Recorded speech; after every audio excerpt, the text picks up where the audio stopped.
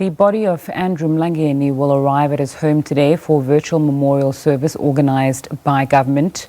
Mlangeni passed away last week at one military hospital in Pretoria after being admitted with an abdominal complaint. He was 95 years old and the last surviving Rivonia Trialist. Mlangeni's Category 1 funeral takes place tomorrow. SABC News reporter Abongile Dumako joins us live from Dube in Soweto. Very good afternoon to you, Abongile. Take us through what's happening there. Good afternoon, Zinga. Certainly, as the time is fast approaching, just under an hour to go for the body of Dr. Andrew Mlangeni to arrive here at his home in Dube, Soweto. We've seen just a few minutes ago soldiers singing, moving up and down the street here where Dr. Mlangeni is stayed, showing some, one would say, a bit of an honorary, singing for Dr. Andrew Mlangeni. We all know that he was a member of Umkhonto Wesizwe, which is the military wing of the ANC. So those memories that we see here are quite as symbolic to show that Dr. Mlangeni did have that much of an impact in as far as fighting for democracy in South Africa is concerned. We've just seen as well moments ago the arrival of the National Assembly Speaker Thandi Modise, just ahead of the arrival of that body of Dr. Andrew Mlangeni, of course here to pay her last respects as well to this foreign hero. To just say they want to bid farewell to Dr. Andrew Mlangeni. And of course, we've been sort of since the morning, Nzinga here, seeing a lot of activity taking place, preparations for the arrival of the body. We also know that Paul Mashatile, who is the Treasurer General of the ANC, is part of the delegation that is actually collecting the body of Dr. Andrew Mlangeni from the mortuary in Pinoni. I am now joined by Phoebe Potgieter Gubule. She is the General Manager in the ANC. Mama, thank you so much for your time. Here we are. We've seen Thandi Modise arriving. What can we expect in the next hour? Okay, so today is the part of the ceremony where the mortal remains of Ntate Mlangeni is brought home, of course for the funeral tomorrow, and the ANC leadership will be receiving him, including Comrade Thandi Modise, Comrade Tony Ngeni. It's of course led by the Treasurer General, who at the moment are with the family at the funeral parlour, where they're doing the draping of the body, and other leadership are also arriving. The undertakers will bring the body here, and then the ANC will take it into the house. Then there will be a short prayer with the family, and that's basically the proceedings today.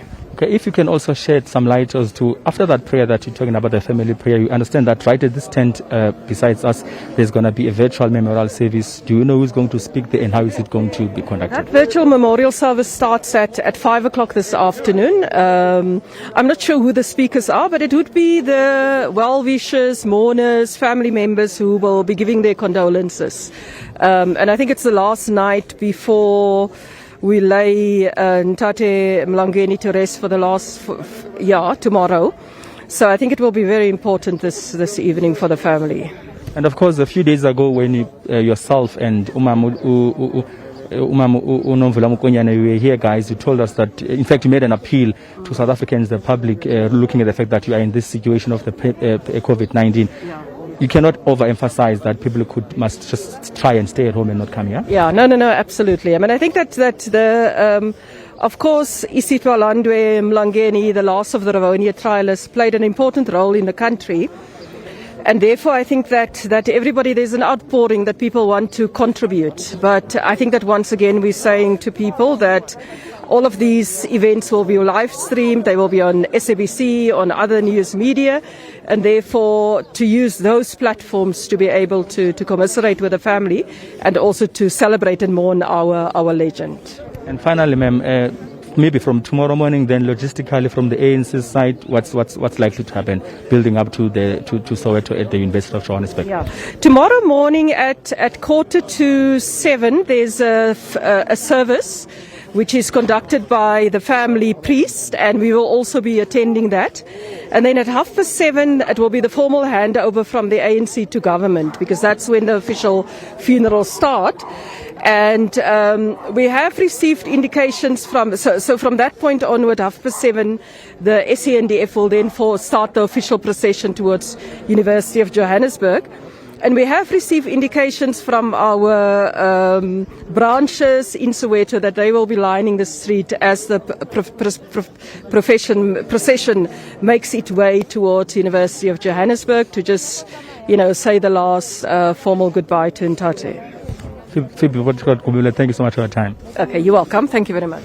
Well, Nzinga, there is Phoebe Potgubule there. She's the general manager in the ANC, giving us some of those logistics that are expected to take place from right at 3 o'clock when the body of Utatu Andrew Mlangeni arrives here at his house in Soweto, all the way up to tomorrow, where the funeral service will be taking place at the University of Johannesburg at the Soweto campus. Appealing, of course, Nzinga, to the millions of South Africans and, of course, the residents of Soweto to keep away, rather stay home or stay away in as far as coming here is concerned. You remember, of course, we are in this period, the coronavirus pandemic, which actually is sort of limiting people to be able to bid their farewells in a way that is normal, if you like, to Tatu Andrew Mlangeni. Of course, it just alluded to the fact that people will be forming lines building all the way up to to the University of Johannesburg here in Soweto. I'd rather hand back to you in studio for now.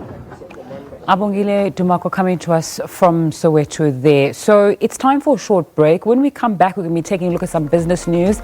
I'll be speaking to the CEO of Kumba Iron Ore. They've just released their interim results. Themba Mkhwanazi will join me. And then a little bit later on, we'll continue taking a look at that 70 billion rand IMF loan and have analyst Kaya Sitole join us. Do stay with us on Point.